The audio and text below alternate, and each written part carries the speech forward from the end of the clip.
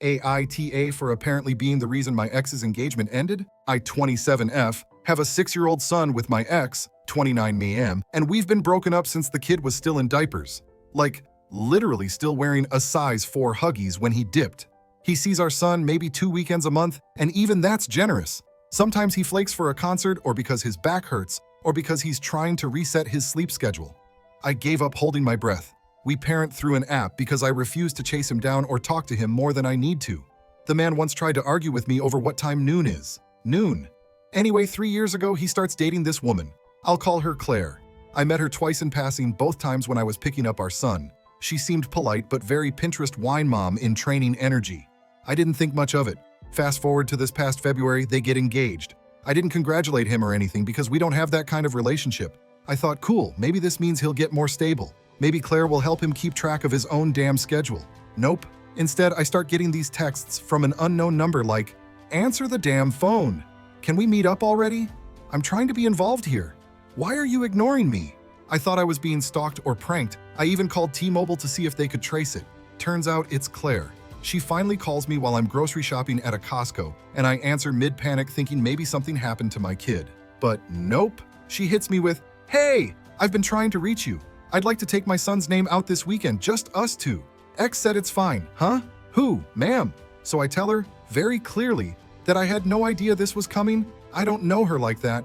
And no, she cannot just come take my child like he's a Build-A-Bear. I literally said, "Use your weekends. That's what they're for." She sounded pissed, like I had ruined her brunch plans. An hour later, my phone dings. It's my ex in the co-parenting app, blowing it up with requests to approve Claire for pickup. One after the other, like he thinks I'll just hit accept by accident. Dude must have thought he was ordering Uber Eats. Then July hits and I get this long message from him. "You always say no. You're ruining my relationship. Claire wants to be part of our son's life and you're making her feel rejected." I ignored it. I don't respond to emotional blackmail from the same guy who once forgot his own kid's birthday and tried to make up for it with a Fortnite skin. Then last month, I find out they broke up. Claire texted me, not him, saying she can't stay in a hostile environment where she's treated like a stranger and that I'm alienating a potential stepmother. She went full Lifetime movie on me. A week later, my ex shows up at pickup and actually says to my face, "You did this. She left because of you." I just laughed. And I told him, "She left because you told her lies. You made her think she had rights she didn't. I didn't sabotage anything. I just didn't play along." Now he's telling his friends I broke them up. I went to a local park for a mom group meetup and one of the other moms, we'll call her Amanda, said she kind of agreed with Claire. She was like, "I think you let your ego get in the way. I'd love someone else to want to take my kid for the day." That spiraled into a whole thing where I said, "Cool, you trust strangers with your kid. I don't." She called me bitter. I told her to take a lap. Anyway, I know I probably sound petty, and maybe I could have handled it more delicately, but at the same time, I just feel like this whole thing got flipped on me unfairly. So Reddit, AITA, for saying no, did I overreact? Did I actually break them up? So yeah, after the breakup, I figured things would calm down. Naive of me, apparently. The week after Claire texted me her final "you alienated me" goodbye, I figured that was it. Blocked her number, moved on. My ex was giving me the silent treatment in the app, which was honestly a blessing, and I assumed he'd go crawl into his Xbox hole or whatever he does when life doesn't go his way. Then came the Saturday pickup. My son was already in his sneakers waiting by the door with his little Paw Patrol backpack. I even packed snacks because I thought it was his dad's weekend. I opened the door and guess who's standing there? Not him, Claire. No call, no heads up, no warning.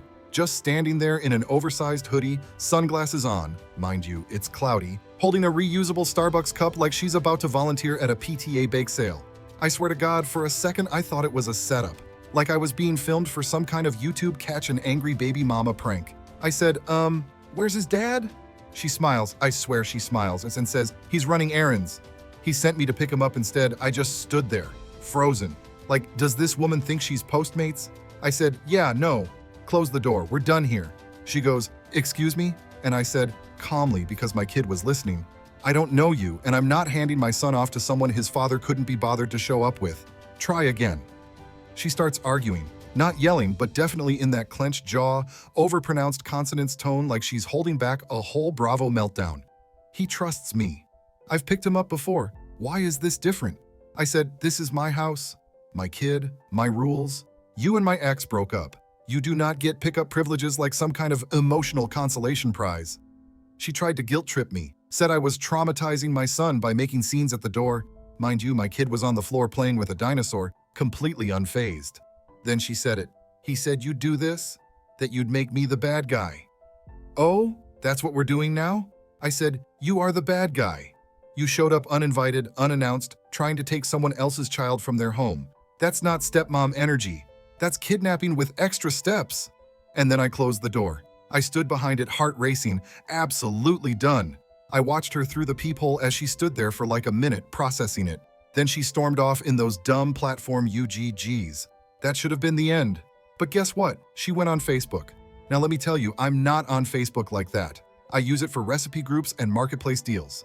But a friend messaged me like, "Girl, Claire is airing y'all's business on her page." And when I checked, oh my God, paragraphs, emotional essays, full on, "I tried to love a child that wasn't mine" vibes. She made it sound like she was Mother Teresa with a latte. She said, "Some women just can't handle another woman loving their child."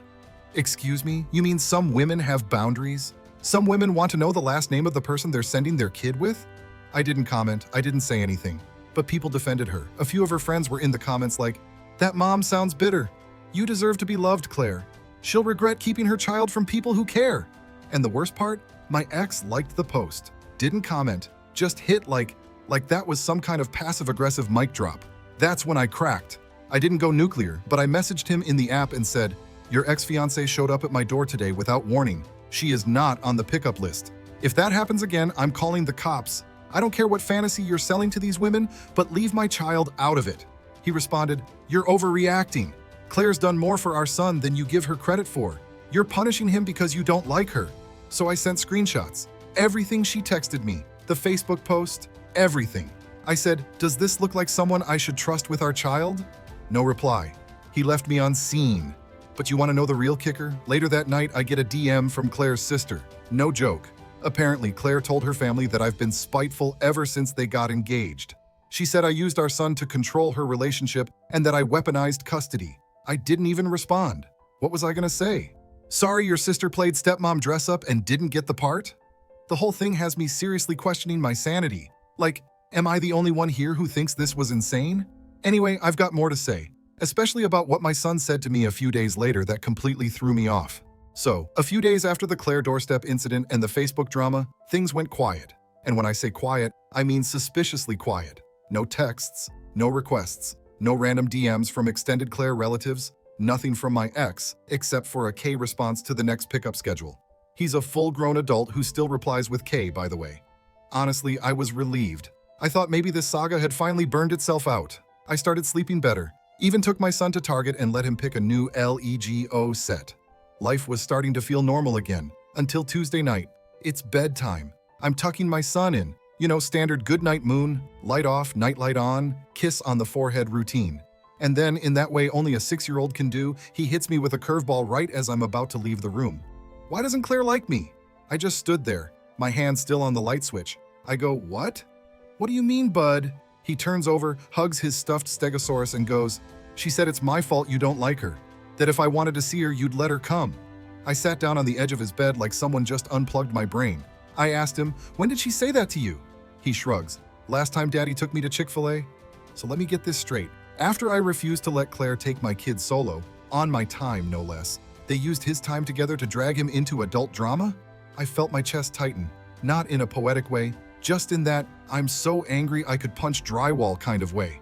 But I kept it together, because the last thing I'm doing is venting my rage at a 6-year-old in Batman pajamas. I said, "Hey, listen, Claire is not your problem. Grown-ups sometimes say stuff they shouldn't when they're upset. But I love you, and no one is mad at you, okay?" He nodded. He didn't say anything else, but I could tell it stuck in his head. And I swear that one question turned me from irritated to fully done.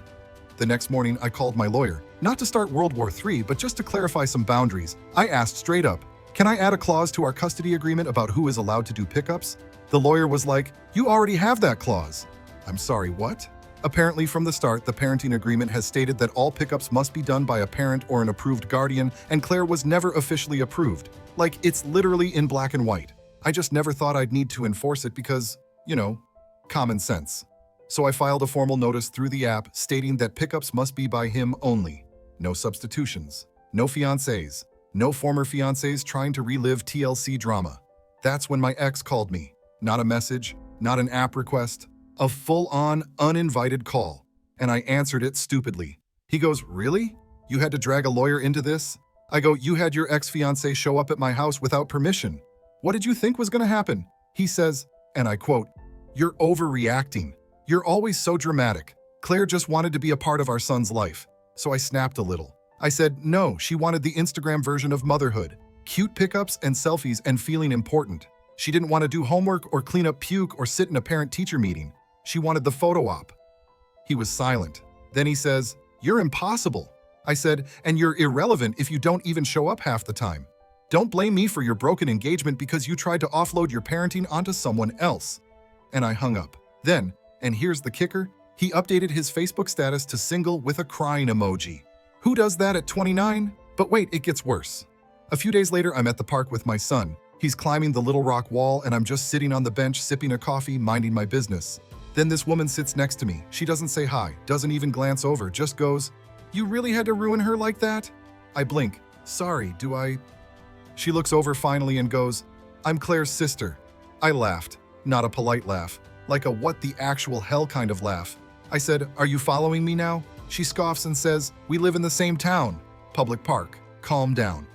Then she proceeds to tell me, like I'm in a therapist's office, that Claire's been crying nonstop, she's in therapy now, and she's trying to make peace with losing a family she was ready to love. I said, "She didn't lose a family. She broke up with a guy she met on Bumble 3 years ago. Let's be serious." She stood up, tossed her iced latte in the trash like she just mic-dropped, and said, "You're the reason some women stop trying." What does that even mean? I texted my best friend that night like, "Am I on some hidden camera show? Is this punked but with custody battles?" She sent me back a voice note that was basically 30 seconds of cackling. But here's the truth, I've been thinking about what that woman said. About my son asking why Claire didn't like him. About this whole narrative people keep pushing, that I'm bitter or controlling or insecure. And I'll admit something. Part of me does get a little defensive when new women come into my ex's life and try to play instant mom. Not because I'm jealous. Hell no. But because I know the version of him they haven't met yet. The part that disappears when things get inconvenient. And I won't apologize for protecting my son from that pattern. So after all the drama, Claire showing up at my house, the Facebook callouts, Claire's sister pulling up at the damn park like we were in a custody-themed Netflix original, I thought it couldn't escalate further. LOL, I forget my life is a series of side quests I didn't sign up for. Cut to the following Thursday. It's school drop-off. Basic morning chaos. I'm wearing a hoodie, no makeup, coffee half drank, hair doing some kind of side ponytail situation I refuse to explain. My son's got crumbs on his face from eating a breakfast bar in the car, but hey, we're alive and on time. We get to the school parking lot and there's this weird vibe. You know how you can feel people looking at you? Yeah, that.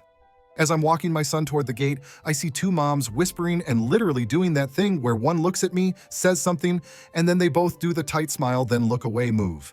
Now listen, I don't care about being popular with the PTA wine club. I'm not the bring-themed cupcakes type. I'm the here's a Lunchable, now go learn mom. But still, it was noticeable. I give my kid a hug, kiss him on the forehead, and start to leave when the vice principal, let's call her Ms. Hinton, flags me down with that overly cheery, "Can I talk to you real quick" tone. Great. We go off to the side and she lowers her voice. "We've had a few concerns brought to us about some family dynamics involving your son's name."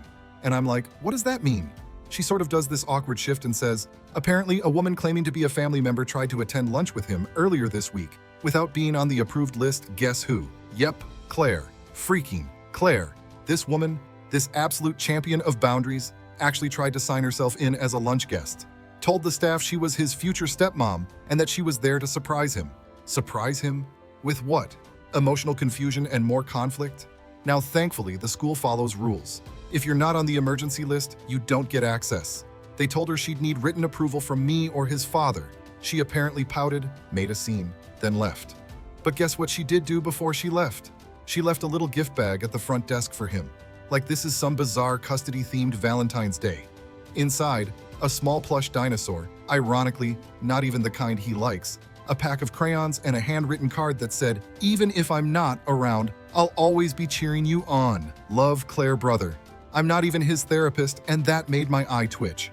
Ms. Hinton was very professional about it, but I could tell she was uncomfortable, like she didn't want to step on any toes, but also clearly thought this was bananas. I said, please document this. And if she ever shows up again, call me immediately. She's not authorized.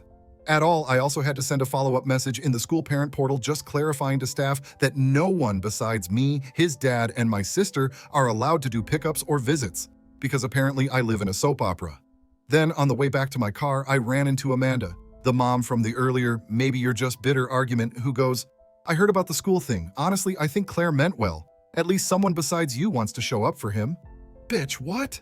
I don't even respond. I just got in my car, put on Megan Thee Stallion loud enough to shake the mirrors, and drove off before I said something I couldn't take back. Here's the thing though. That card Claire left, my son saw it. They gave it to me in a sealed envelope, and I debated whether to show him. But kids are smart. He knew she'd left something, so I read it to him, and he goes, why is she still trying to be my stepmom if she's not marrying daddy anymore? 6 years old. Already dealing with relationship ambiguity like it's a Reddit thread. I said, some people have a hard time letting go, but that's not your job to figure out. He seemed okay with that, but it stuck with me, because if I hadn't had that school on lock, she would have had full access to my kid, sat down with him at lunch like everything was fine. Who knows what she would have said? Let's keep a secret from your mom? You can still call me stepmom? It made my blood run cold. So I messaged my ex again. Your ex tried to visit our son at school without permission. If she does it again, I will get a restraining order. I am not bluffing. He replied in under 10 seconds, the fastest he's ever typed. She didn't mean anything by it. She's just emotional. Yeah, so is a raccoon in a dumpster. Doesn't mean I let it near my kid. So I told him, if you ever want to see your son without a mediator involved, I suggest you rein in your emotional ex. No reply. Again, left on seen. And then about 2 days later, I got a letter in the mail. Not an email. A legit, handwritten letter from Claire. Want to guess what was inside?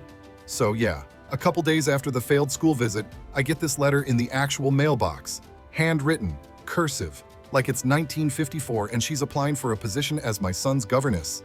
At first I thought it was a thank you card or maybe some misplaced wedding invite. Nope, it's a 4-page front and back sob story from Claire.